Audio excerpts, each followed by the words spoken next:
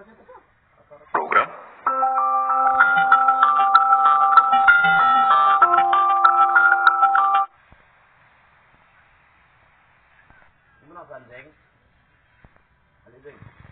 Tatagalan pa yata.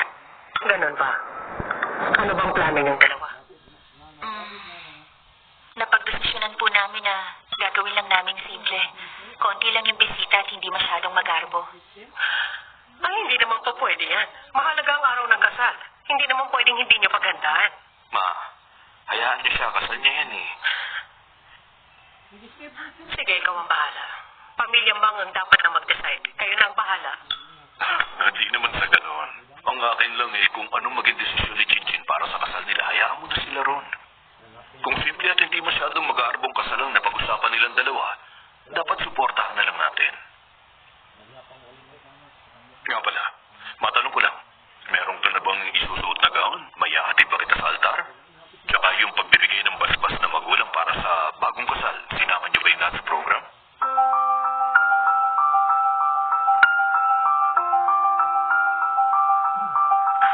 Opo pa. Ito mo na, naplano na pala lahat. Kaya na.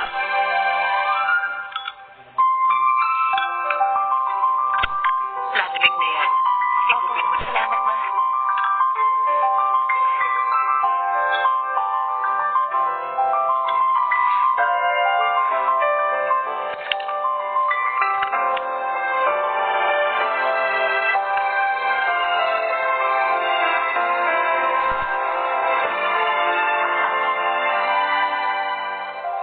Sandali lang.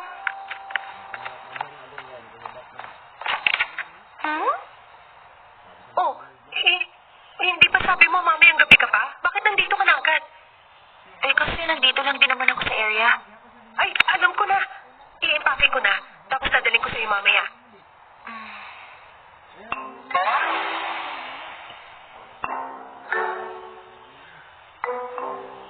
Yan lang. Luto na ang dumplings natin! Halika na, kain na tayo, baby! Ay! Teka! Sino? Dali ko na lang sila sa akin. Dali! Wala! Chinchin.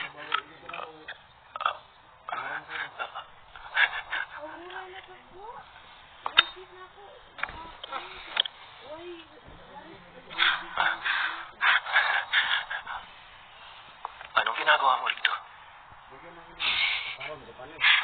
Chinchin, kumain ka na ba? Gusto mo ba ng dumplings? Melon para sa inyo. Ayaw niya yan! Kunti pa!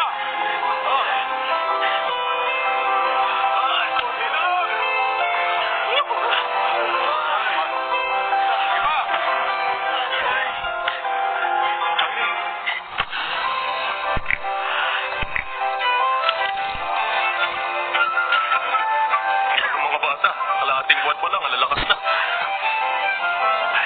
Siyempre, motivated na. Napasweldo na sila. Talaga mindset ng buraot, no? Ako pa buraot. Alam mo, pag kinasal ka, magpapa-advise ka na sa akin. Bakit? Kasal ka na ba? Certificate pala. Ako muna lang yun. Sige! Takbo na! Bilisan nyo!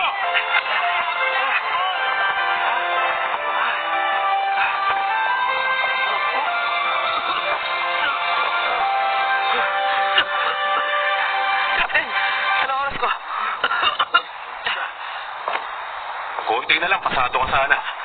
Cap naman, nabit ko naman yung best time ko dati ha. Bakit hindi pa rin pumasa? Pasado sa regular station, pero pag special force ka, hindi pa yun sapat. Kuha mo? Yung tatlo na uli! Bagsak kayo! Ano dapat gawin? Kapag mayroong bumagsak?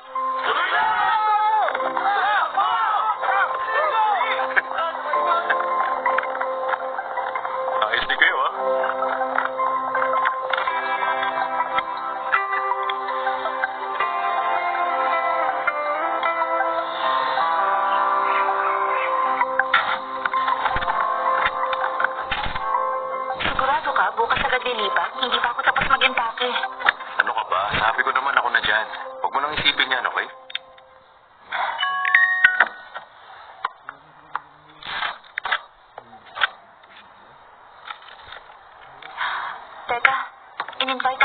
Tinatawag ni Kuya mag-barbecue mamaya. Sabi nila sama ka raw.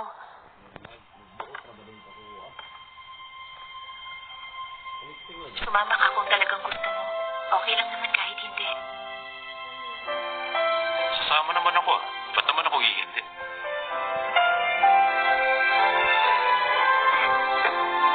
Tara, inom tayo mamaya doon. Ano yun? Hindi ako natatakot uminom. Kasi alam kong nandyan ka naman.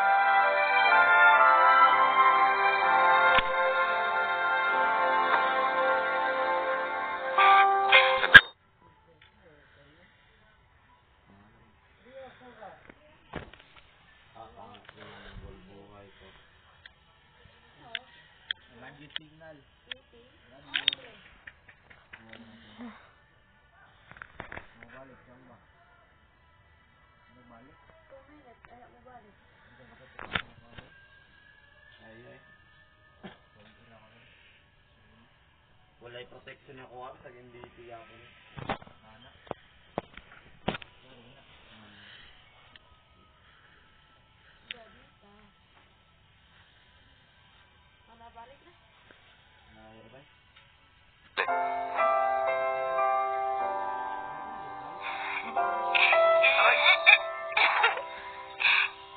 Ikaw. Biro lang.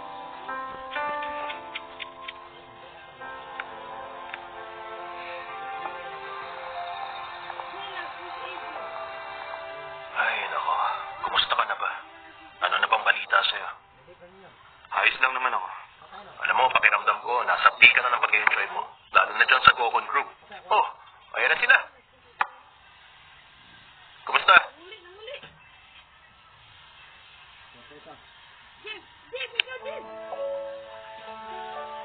Oh, shake hands din tayo. Paupo na kayo. Ayos to napili nyo. O, di ba? Masarap ang pagkain nila. Mabait din si Miso. Oo, kaya nga ito naging hideout namin eh. Antayin mo yung pagkain. Nadinig ko yung hanggang dun sa kusina. Oo, wala ko Basta ba? na, binubola niyo lang yata ako eh. Teka, parang ngayon ko lang siya nakita. Ito yung menu ha, pumili ka. Ay, oo nga po pala, Miss Song. Si Song yan, boyfriend ni Chinchin. Totoo ba? Naku, congrats! May boyfriend ka na rin. Pero may napansin ako sa inyo. Kung titignan nga, talagang bagay kayong dalawa. O sige, ako mismo magiging personal chef niyo ngayong gabi. Ayos ba? Yun o, kung dati nyo yan sinabi, di sana nagsama ako ng iba't ibang babae dito. Para may personal chef kami, di ba? Puro kang malukuhan. Order lang kayo. Kukunin ko lang yung wine.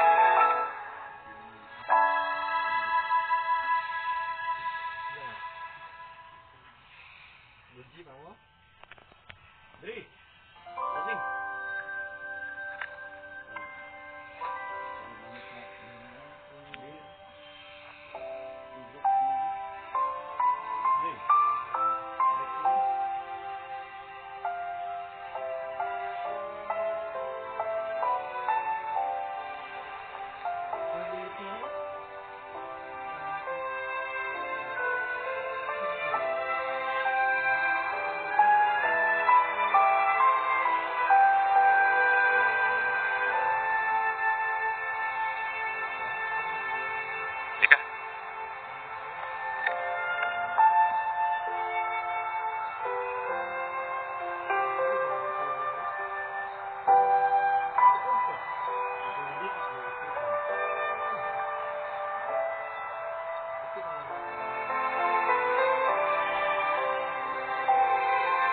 Song yan. Hindi ka ba nangihirapan? 10 taon ka na sa trabaho. Sulit naman lahat. Talaga? Oo naman. Wala naman talagang madaling training. Kasama sa trabaho namin yan.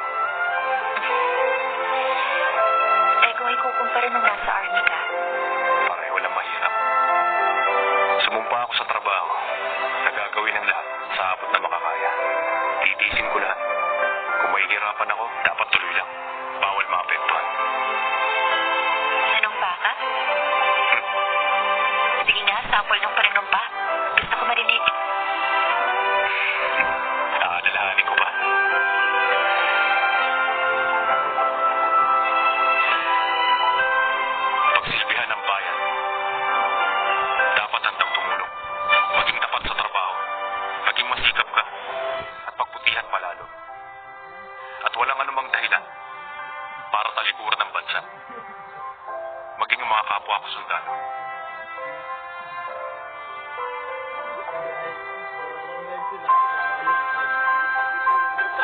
At pati na rin ikaw, Julie.